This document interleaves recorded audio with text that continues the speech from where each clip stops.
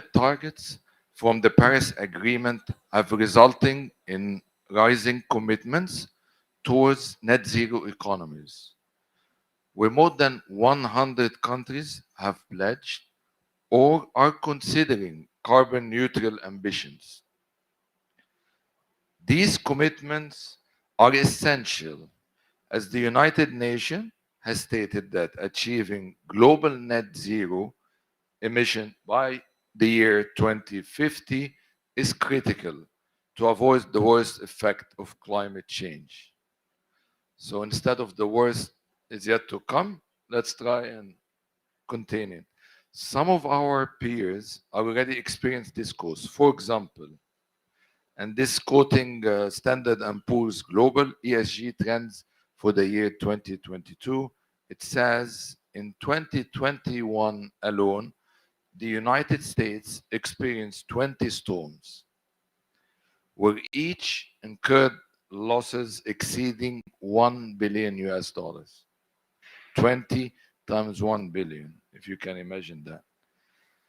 And also, quoting the European Commission, they say, and the European Commission predicts that if no policy measures are adopted, the cost of climate change in Europe could reach almost 4% of GDP by the end of the century. 4%. So, with these issues and national commitments in place, the public sector has set an agenda that spreads across different players, across different key players and industries. Of course, there is an increasing call for regulation, financing opportunities, accountability, right? Clean energy infrastructure, what we were hearing from the other panel, and innovation to help enable the conditions required to meet our climate targets, where everyone has a role to play. Today, we've brought together some of the key industry individuals who are involved in the climate agenda, so we can further understand what's the role they play in the climate change commitment within the wider ecosystem. So I'll briefly go through their bio. By the way, my name is Maged Izzeddin. I'm PwC Egypt Senior Partner. I'll start with Vigas Agrawal to my left. So they all have impressive CVs. Regional Head of Public Affairs, Europe, Eurasia, the Middle East, and the Americas, ACCA Global Accounting. So I'm a CPA, if it's okay. Okay. So Vigas Agrawal is the Regional Head of Public Affairs of Europe, Eurasia, Middle East, and Americas at ACCA. He has 15 years of experience in advising governments on socioeconomic issues such as technology adoption, future talent development, corporate governance, sustainability, and financial inclusion. And before joining the ACCA, Vika spent over a decade working for the UK government across financial service industry strategy, international trade, and foreign policy, and left the government after a period of time as a diplomat based in the Middle East. Warm welcome, Vikas.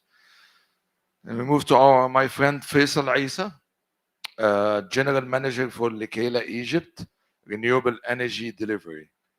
He is a renewable energy professional with true passion for the field, supported by 24 years of experience within the energy and electric power business in development, project management, strategy, business development, and general management in Africa, the Middle East, and Europe. Warm welcome, Faisal.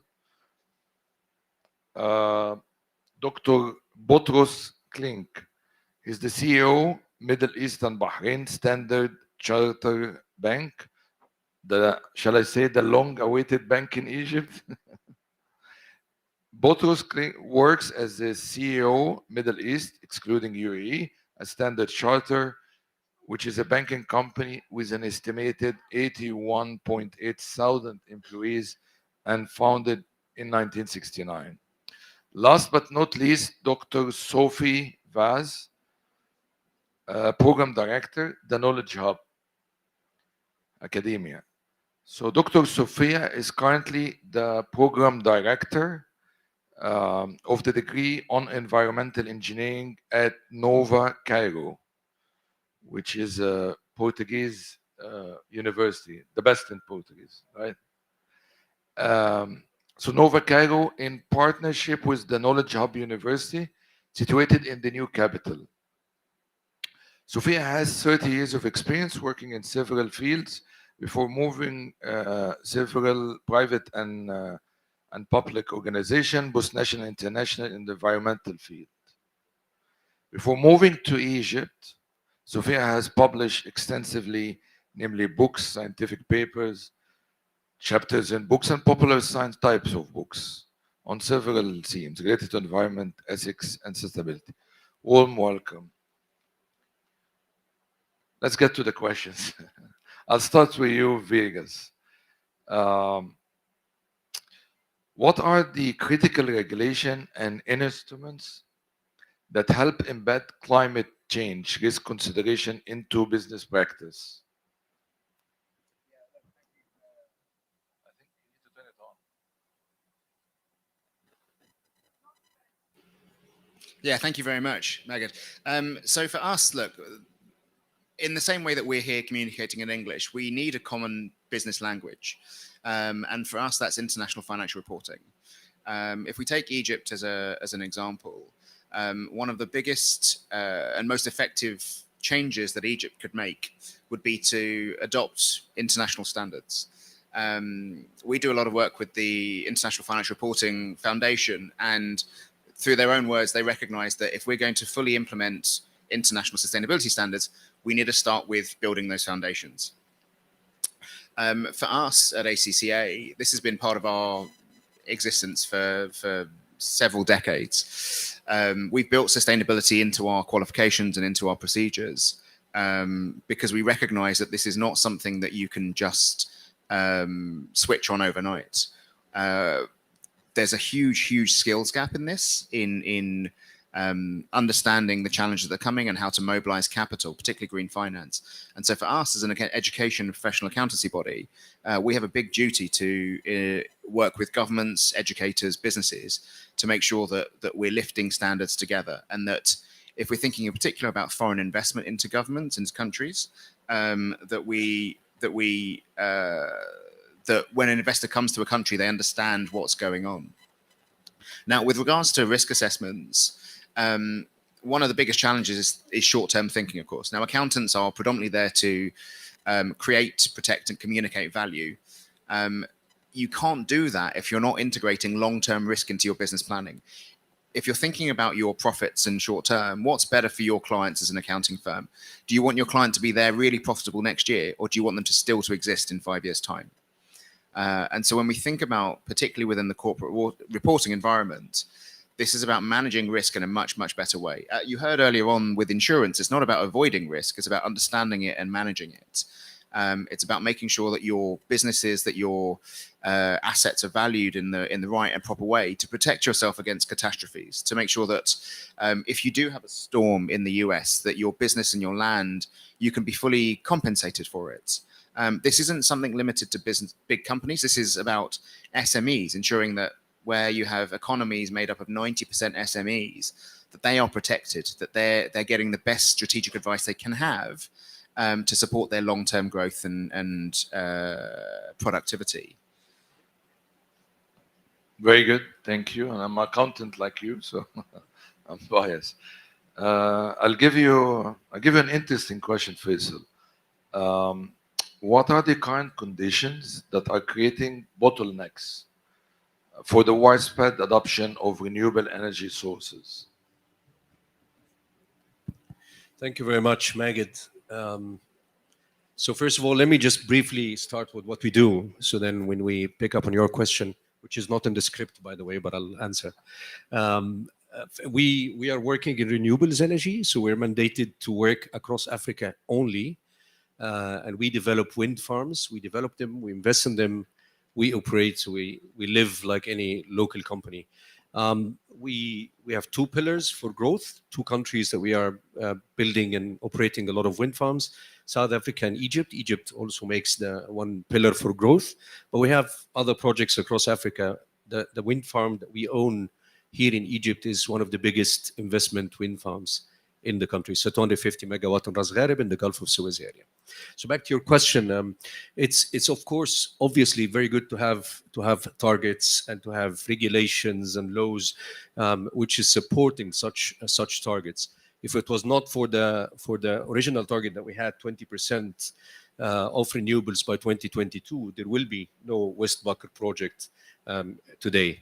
If there is no regulations and laws which is supporting it, like the ones issued back in 2014 and 15 in Egypt, there will be no project to be implemented today. So is this enough? No, I think we need more. What we are seeing is that we don't see that there will be a lot of government offtake in the future. There is marriage between renewable energy and new industries like green hydrogen, green desalination, as His Excellency Walid Gamal have just said. And that needs a lot of restructuring and having new laws and new regulations helping us to reach our new targets 2035. Now we're talking about 42%, maybe a little bit earlier. So that's one thing. The other thing is that it's not a matter of pushing a button. So it's not a matter of having gigawatts, having finance available, and that's it. It works. No. There is things like technology transfer, few things to do with infrastructure and the availability of the network. So this morning and in previous sessions, we heard about the Green Corridor in Egypt, and this is to accept all these gigawatts of renewables and green hydrogen that has been signed. We need to have probably to run a parallel network to the current network that we have today. So that's one example. And infrastructure, we're not talking only about transmission or electric transmission networks. We're talking about ports, we're talking about roads, we're talking about capabilities to do installations, local industries, and so on. One final point that I'll pick up on, and then I'll leave a chance for my colleagues to also comment on that, about technology transfer and local industries. There is big emphasis on huge projects to be implemented in the coming period. And if we're talking about 10 gigawatts, 20 gigawatts, I'm hearing now they're reaching 26, those need local integration and they need local manufacturing. So there should be some kind of a program that will encourage increasing the local content, attracting manufacturing here. We heard about the problem of electrolyzers, let alone turbines, PV panels, and all the supporting industries helping the quick growth. Thanks. Absolutely agree with that. I'll jump to Dr. Sophia. What are the current emerging solutions that could help increase adoption and have a meaningful impact on climate targets? Um, uh, of course, when you ask on emerging solutions, most probably think immediately on knowledge, on research, on innovation, on science, on technology, on new concepts, on critical analysis. So, I mean, it's almost the definition of a university. So I'm really happy that you invited universities to this conversation, because they really have a role as well in all this process. And so thank you for having invited me. I wanted to put the idea that universities have a big role in this conversation. But thank you for inviting me. I'm from the Nova University of Lisbon in Cairo. The Knowledge Hub campus, which is a project from LCD Education, has a campus in the new capital with now only 2 universities only, University of Coventry and now also Nova University of Lisbon. And we're just starting with environmental engineering. Now, when we are thinking about emerging solutions, sometimes I think we are too obsessed with new things all the time. And I think we should not reduce the solutions to the emerging ones, because we have been around for the past decades inventing solutions. And if we always keep on inventing new ones and new concepts, and a lot is lost on the way just because we want something new. So I think we are surrounded by old, new, and future ideas and actions and concepts. Within both the research area, within the policy arena, within the economic arena, within the social arena, and so we should be aware of it. plus there are thousands of websites and organizations and countries that are thinking about this. So it's really difficult to pinpoint what are the emerging solutions and what to do. So, so solutions there are a lot. The problem is implementing them and get them adopted, which is actually more the point of your question. And I mean, the obvious things is, capacity building, awareness, legal instruments, economic instruments, communication, which is one of my, as you said, I like to write popular science type of books because it's really important to communicate science, and this helps a lot. And I have a special care for this idea that social sciences have a lot to give to the adoption of new and emerging solutions. There are several of these schemes of how to catalyze change. There are these 4 E's one that I really like, which actually is something from more than 15 years ago from the UK, from the energy department.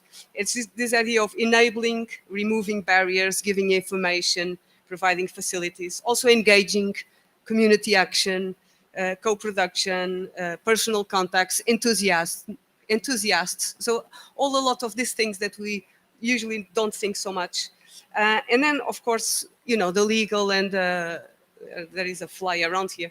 The legal and the economic one. Economic instruments and tools that are very important, taxes and laws and so on. And I would finalize with what I love more is this idea that climate change is essentially an ethical problem as well, an ethical question.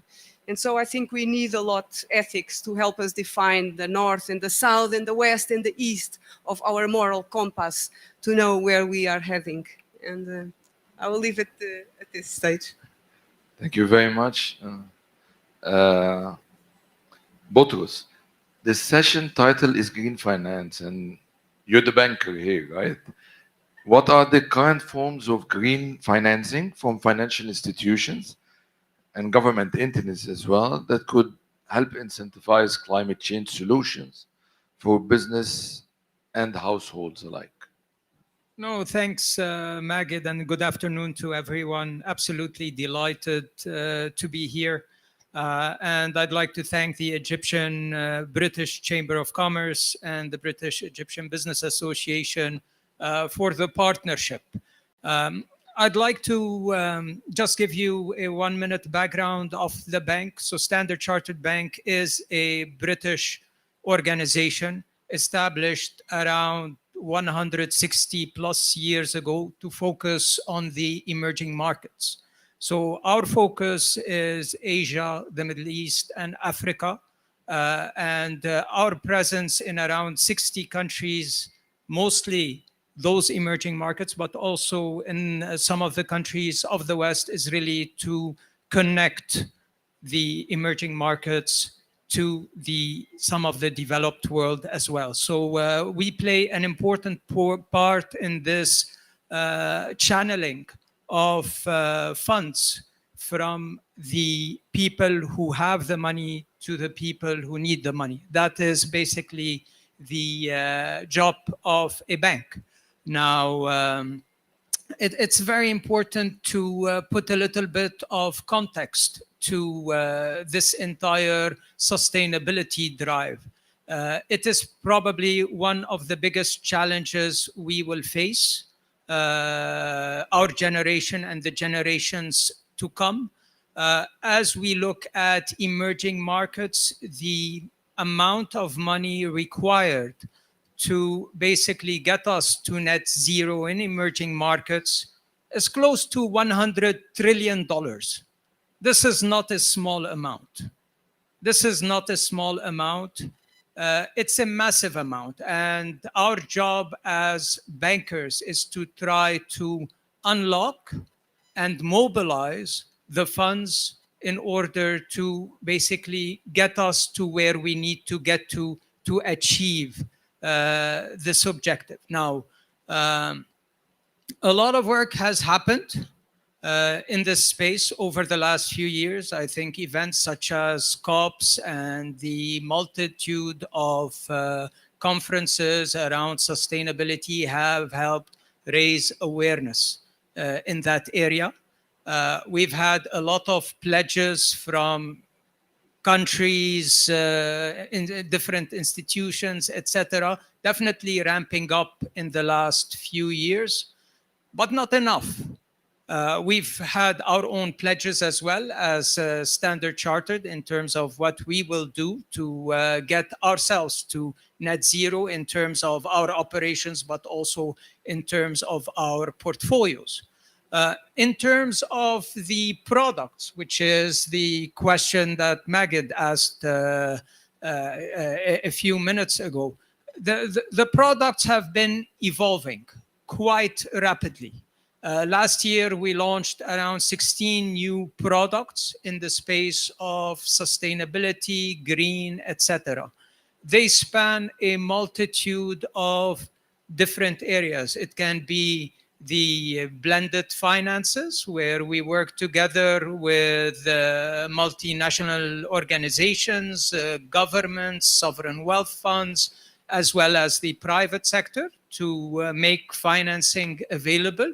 But also the biggest and deepest market is the capital markets. And we've seen the green bond market evolve quite considerably over the last few years.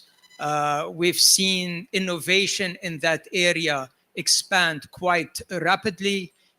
We just saw Saudi launch a 100-year green bond, the first 100-year, the first one launched by a sovereign wealth fund in that direction. I'd like to commend Egypt for launching the first green bond by a sovereign a couple of years ago. So this is where the funds are deep. Now the question is, how are we going to get the funds from the people who have it, the investors, into the people who need it, and more importantly, the emerging markets, because sustainable, what is happening in terms of climate change, the impact on emerging markets is quite significant, and it's 4 or 5 times the impact on some of the developing world. And I'm sure we'll get further into that during our conversation. Thank you very much for that. Because of time, I'll try to compress a couple of questions together. Back to you, Vegas, if I may. How do these regulations that we mentioned and instrument impact business and the respective consumers, right?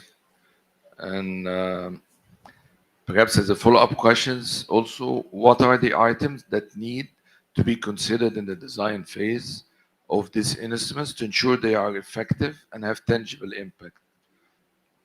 Yeah, look, it's a really good question. So there are 2 elements to it. One is, but they are sort of linked.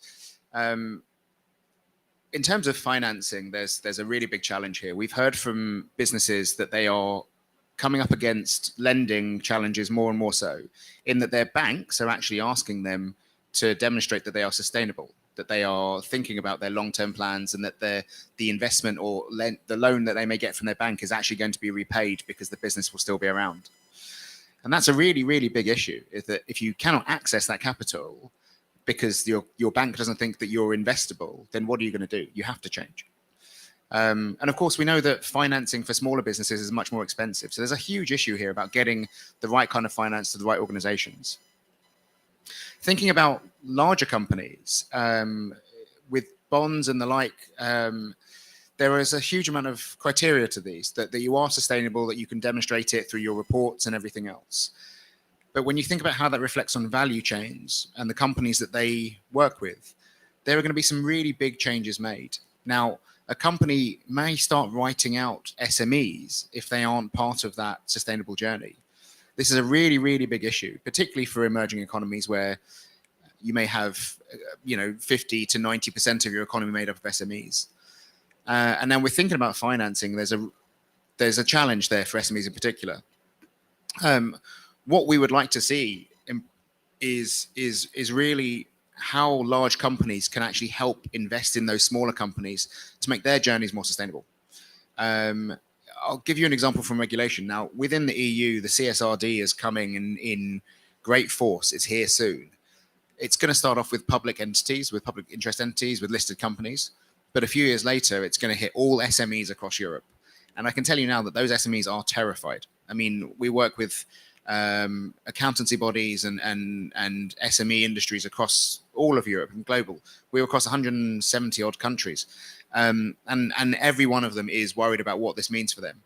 And so we're looking to encourage, through our members around the world, to work with businesses, to invest in smaller companies, to invest in that value chain, bring them along with you. So that's a real tangible impact that these new regulations are actually having on businesses. If we think again, we've talked a lot about how you can localize work in Egypt, in other countries. The same goes for Egypt. It's not but it's about how do we help Egyptian businesses adopt sustainable standards, improve that reporting, that communication of their sustainable value.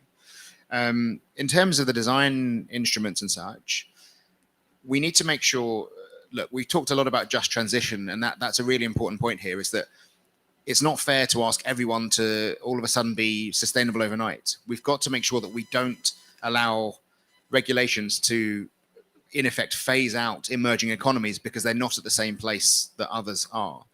That's something that we do need to manage.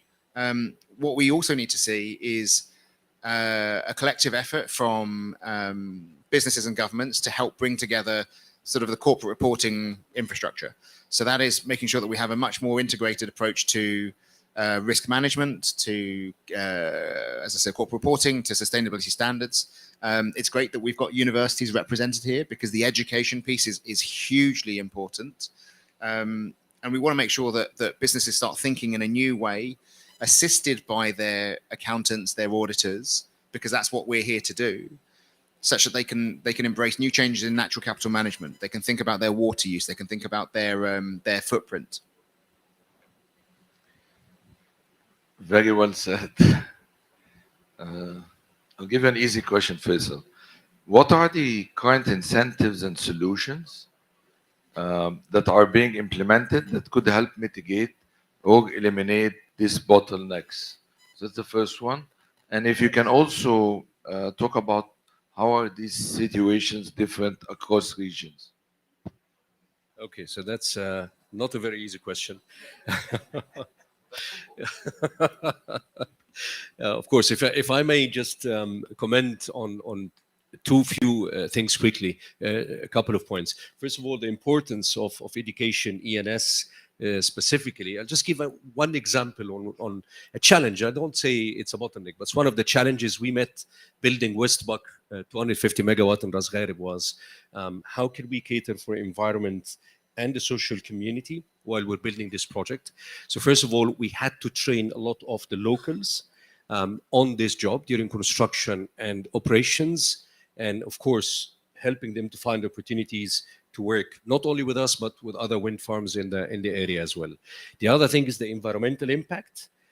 Yes, those projects are clean energy production projects by default, but let's not forget that sustainability means the famous triangle. It's business, social, and environmental as well. So when it comes to environmental, we were facing the biggest migrating birds corridor in the world. 80 to 90% of the migrating birds twice a year pass through the wind farm. And we had to implement a very complicated program called ATMP, Automatic Shutdown or Automatic Turbines Management Plan, where we actually simply stop turbines when we see birds, and we had to be very selective to avoid losing a lot of energy. So those are just challenges that are not directly related to your industry, but you face and you have to cater for them as well. So taking off from this and what kind of incentives could be provided. I'll just give one example that I was very happy to hear about. The golden license, as has been announced maybe a couple of weeks ago. We were together in the same forum as well. So when I read about the golden license that has been offered by the government, and the president has extended its validity for the next 3 months, I think. It's actually covering green hydrogen and green desalination projects as well. Um, this says something about the bottlenecks that we see in administrative works. So you can imagine the amount of how many licenses you have to get, how many permits, and of course each and every one has its own requirements. So that is a typical incentive that could be very interesting. The other thing, of course, is what Boutros actually tapped on, is availability of financing. And I always say equal opportunities for financing. There is huge projects. A lot of those projects are coming up in our area. So we want to make sure that all countries, specifically in our part of the world, has also equal opportunities for financing and for access to finance. The other question was about the region. Of course, each and every country. If I take the African continent, as we are talking about an African COP, each and every country has its own issues, and to different degrees, of course. So we talked about some of the issues that we have in Egypt. Some other issues, I'll just give a small example. In South Africa, for example, the cycle of the tendering itself for projects is very long, and it takes a long time for the whole cycle to come up, and then you know whether you have a project or not. Despite the fact that they have a longer term plan, which is clearer for investors like ours, but they have their own problem in terms of running the show and running the plan. On the contrary, in Egypt, you would find a lot of administrative issues.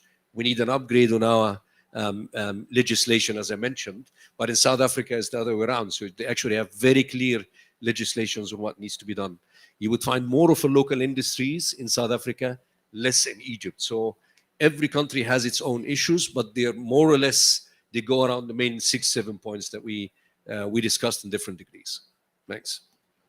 You're welcome. This session is videotaped, Faisal, so everything you say can and will be taken against you. And I'll change my mind towards the end. I'll move to Boutros. Are there any areas of opportunities or improvements within this financing solutions? No, thanks, Magid. I mean, let me touch upon a couple of things earlier, and then I'll get to this. As an international organization, when we talk about our supply chain, now we are pushing very hard that whoever provides us with any services or materials, they have a sustainability agenda as well. So we're pushing it down the supply chain, and we're asking our clients to do the same. This is how we can get the snowballing effect running throughout the world.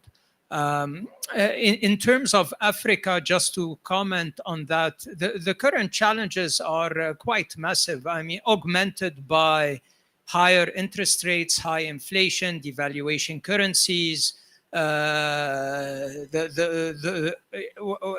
and higher commodity prices and the like. So they have fiscal challenges, and you have to impose on those some of the initiatives that we're pushing towards a greener planet. So a lot of hard work needs to go there, a lot of support as well needs to go to ensure that this just transition is also an equal transition across the world. Now, back to improvements.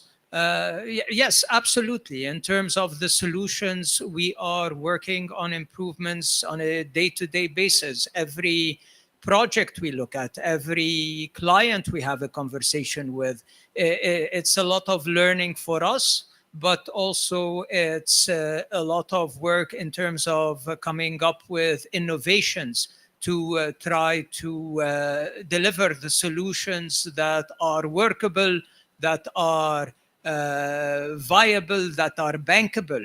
Because in order to pull the money from the investors, the projects have to be bankable. Now, where we find it easier, I think this is in terms of what we need to do to attract investment money. Obviously, you need to have a clear strategy, whether it's at a country level, whether it's at a company level towards net zero. You need to have the clear regulations. You need to have taxonomy. That means the definitions of what we're talking about have to be consistent, and where investors are not struggling to understand every single country, project, etc., a lot of the specifics. They need some common standards. They need proper statements. They need targets. They need to ensure that whoever is reviewing those targets, assessing what is happening within those projects, are companies with a strong reputation that they can trust. They also need to ensure that we are delivering on those targets and delivering the returns that are required, that are commensurate with the risks that are being taken. Obviously, where interest rates are at this point in time, it's a lot more difficult and challenging than when interest rates were at zero, because it is a lot easier to generate returns for a lot less risk. So a lot of work needs to happen on that front, but we are definitely looking at that ourselves, but also a lot of other financial institutions. Everybody is aware, everybody's taking this extremely seriously, and we realize that no action is not a solution. So I think that... Thank you. Thank you. I don't think we had zero interest rate in Egypt. We just increased interest rate by 200 basis points. Dr. Sophia, what is the role of academia and research institutions in the task of enabling conditions to achieve climate targets? And if I can also add to it, what are the current studies exploring in the realms of climate engineering innovation? Thank you for the questions. Universities, of course, they have the responsibility to serve the global community. In the New Atlantis, Francis Bacon, more than 500 years ago, already portrayed the vision of a future based on human discovery and knowledge, basically meaning that the role of science is to help humanity. So universities have this responsibility to help understand what are the challenges that humanity is facing. And of course, climate change is one of the biggest and most pressing challenges. So it makes completely sense that universities are focusing on it. And I would divide this role of academia perhaps in 3 points.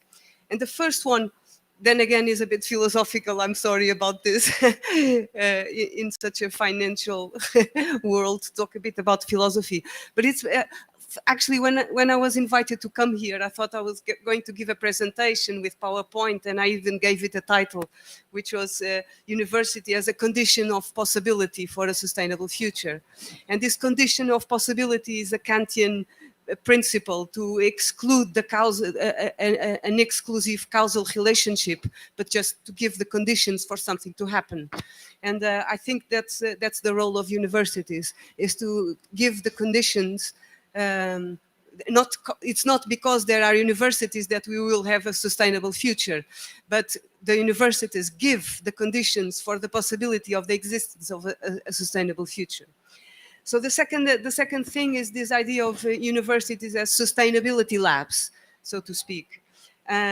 Because we do not have only the responsibility to create research, innovation, and knowledge, but we also have the responsibilities for ourselves being an example of turning ourselves into, sustainable institutions as well, and also have this commitment towards society, mainly through the dissemination of the results.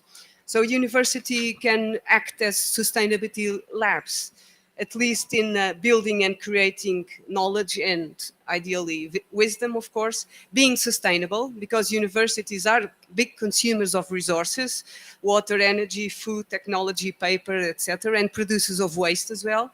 And so decarbonizing and other climate actions are really important for universities. And as you probably know, universities love rankings. who is the best in this, who is the best in that. And there is already a ranking for universities and climate action. So this means really that we are really already having universities accountable of, if you are teaching sustainability, please do it as well. And there is a big movement towards that. And then, of course, is this idea of disseminating and creating awareness to everybody, not only students, but all academia, non-academia, and everybody. I mean, you all have been probably at one university at a certain point in your life. So imagine if when you were at university, you had learned much more about sustainability, where would you be now? Would you be where you are, or would you be somewhere else? I don't know. Anyway, I recently read an expression, really nice expression in a paper, and it was like this: universities with their low carbon operational practices reduce their institutional carbon footprint, which is like normal, yeah? But in their curricular and pedagogic approaches, they expand a societal carbon brain print. And this is really nice, is this idea of carbon being in our brains. And so we are ready for that. And I really like this idea of universities imprinting this carbon brain print, which takes me to my last point, which is citizens of the future. And this is what university does. Universities are incubators of future decision makers, of future trendsetters, of future climate leaders, of future leaders. And so we have the responsibility and the opportunity to induce these behavioral and cultural changes to all students. And some universities, of course, offer sustainability courses. And if I may allow now to make a bit of publicity, we are offering environmental engineering. So it's a specific course on environment and on sustainability. But most universities either already are including sustainability principles in all other courses. And for example, Coventry, which is also there in the Knowledge Hub, doesn't have any environmental engineering, but has sustainability in all its other courses. So I think climate change education, Right. you want me to finish? Yes, I will. Can be formal, informal, or non-formal, and this is really important. Thank you. Okay, very good. I know, Boutros, you have another commitment at 12:30, so can I quickly ask you one question? Um, what are the systems put in place that ensures the finance provided by green loans and bonds are having the expected impact and are measured into climate targets? No, thank you, Magid. And, to Dr. Sophia, I actually studied civil and environmental engineering, but there was no talk about sustainability at that point in time. So I'm glad we're bringing it into the program. In terms of the system, so what are we looking at? We're looking at one, reducing the direct and the financed emissions within the bank's portfolios. So we have our operations. I mentioned a little bit our supply chain, but the bigger part is the loans that the bank has already made. And some loans have gone to oil and gas, cement, aviation, and so on. So part of that is how do we transition that to net zero. The second bit is in terms of what are we doing in terms of the green projects and the sustainability solution, which is what I touched upon a little bit earlier today. And then how are we gonna, manage the financial and non-financial risks associated with all this transition? And this is actually a massive undertaking as we try to understand the risks, how we're going to manage those risks, and across different risk parameters in terms of reputation, in terms of doing the right thing, but also in terms of credit, in terms of market risks, and so on.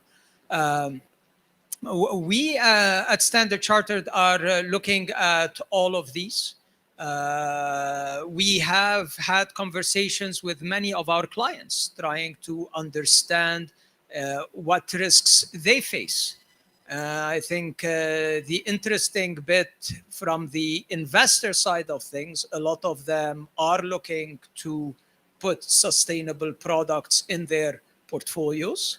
And if we look, actually 42% of the big money managers that we spoke with want to increase their portfolios of sustainable products to around 15%, which is a massive move, knowing the amount of money that is under management at this point in time. So there's a lot of work, a lot of money that is available if the right framework is in place. So what are we doing from a framework perspective? We have frameworks for green and sustainable products. We have frameworks for the transition finance that we're looking at quite aggressively and engaging with a lot of our counterparts in order to help them transition. We think the biggest impact will be on transitioning existing big clients with large portfolios of projects, etc., into a greener business. Because innovation is fantastic. It is definitely picking up. We are investing quite a bit on our end in terms of seeing it develop, but it will take a bit of time for it to get us to where we need to get to. If the amount of, if we need to accelerate this entire transition while ensuring safety of energy, while ensuring affordability of energy. We're seeing what is happening currently in Europe. It's a function of, it's a challenge with the safety and the supply of energy. And that is something that the West has not seen before, but this is what we see day in, day out in emerging markets like Africa. 50% of the people in Africa don't have consistent power.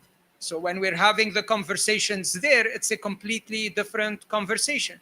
So a long answer to your question, but I mean, the work is massive. The systems, the infrastructure, it touches banks across the board, across the spectrum of risks.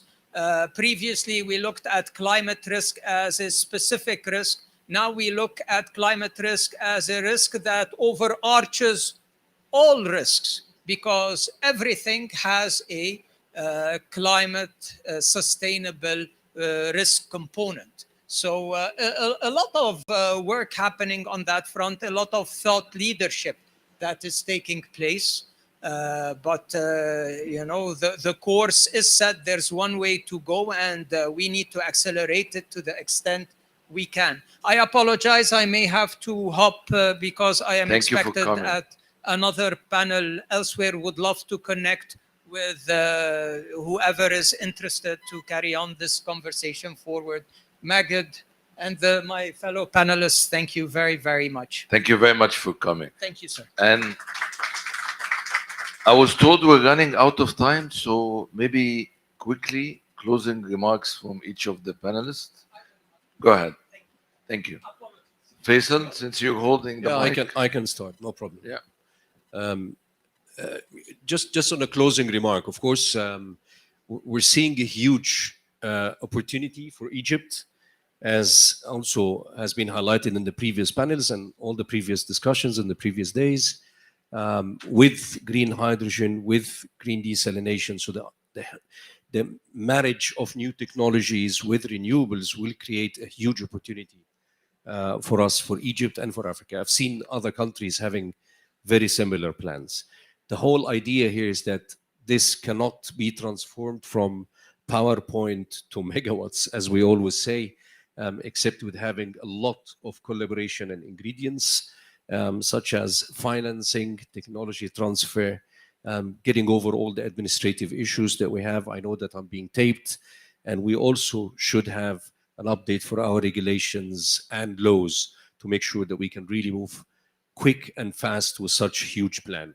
I remember very well a couple of years ago, a 250 megawatt in West Bakr, when we were building the project, was a huge challenge for us. Now we're talking about gigawatts.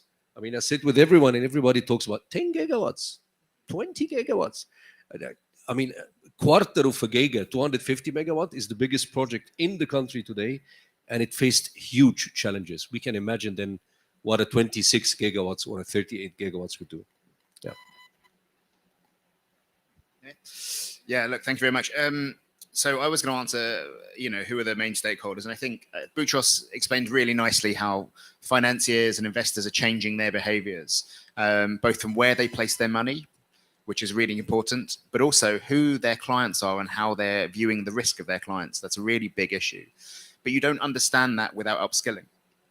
And so ACCA, we're a professional accountancy body. We've got over 750,000 members of students around the world. We have a duty to upskill them, which is why today we're launching a brand new climate finance qualification in order to help our members and our students. So Magad, I'm expecting PwC Egypt to sign up to that straight away. Look, we in all of the addition to the private sector, to educators making these moves, we need strong political leadership. And we've seen that a lot from Egypt. I mean, it's been absolutely fantastic being here this week so far. But there are more steps we can take. We're looking to the Ministry of Finance, to the central bank, to make some of these big changes to sustainability standards, to adopt international financial reporting standards as the baseline, and then towards ISSB standards. We've seen over 2/3 of G20 countries make this step, and more of the G77 are moving in this direction. So we'd hope to see that taking place. And of course, we here at ACCA are on hand to work with governments and businesses in sort of moving on this journey. And I think we have to do it together to ensure that we have equitable transition, that we support businesses of all sizes, and actually we try and address some of these really pressing climate targets. Absolutely, and you have our full support. Doctor? I would like to finish with this idea that we have to work all together. Universities and banks and universities and governments, universities and everybody has to work together. And I think the SDGs, for example, they are a good example of this idea that we cannot work with atomistic solutions anymore in single areas. This will not work. So we need to be interdisciplinary, interdependent, global, think together and think on themes together as well.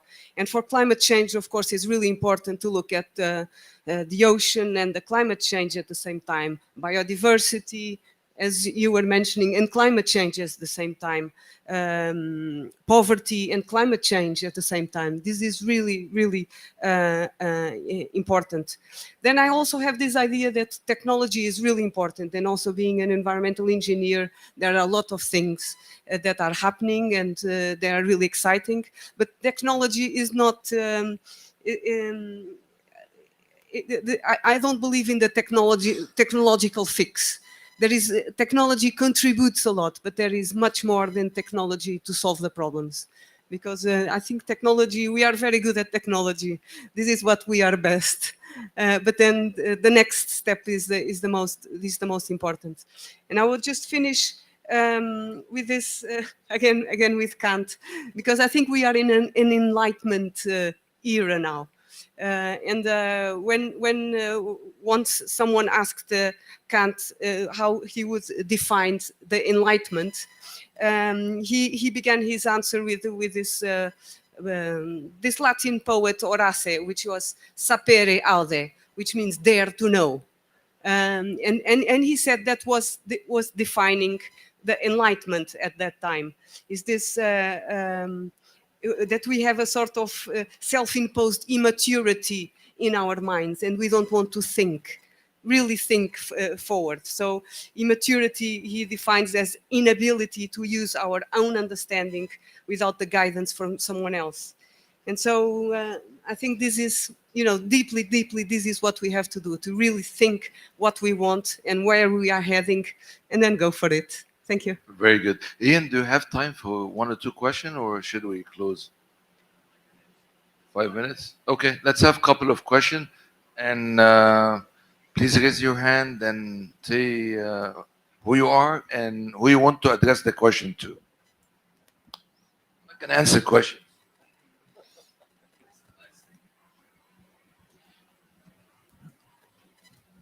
Thank you very much. My name is Ahmad Khattab from Bash Global based in London.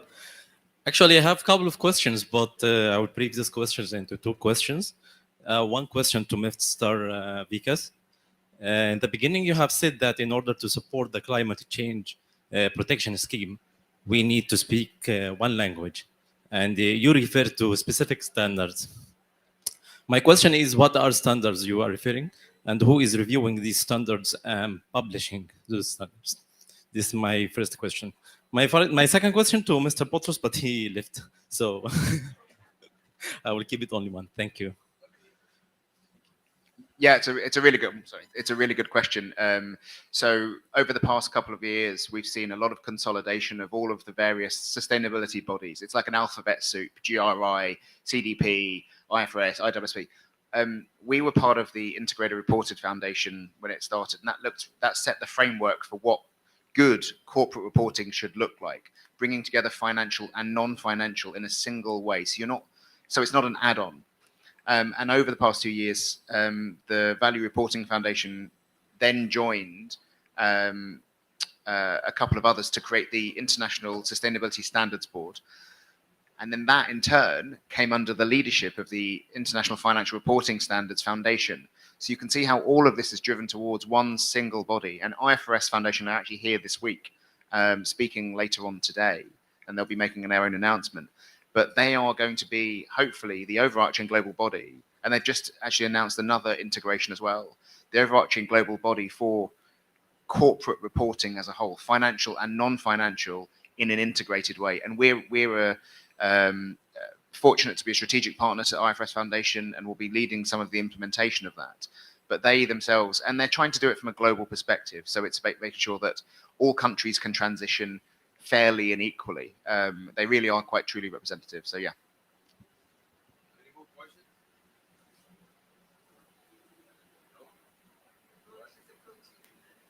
Thank you very much.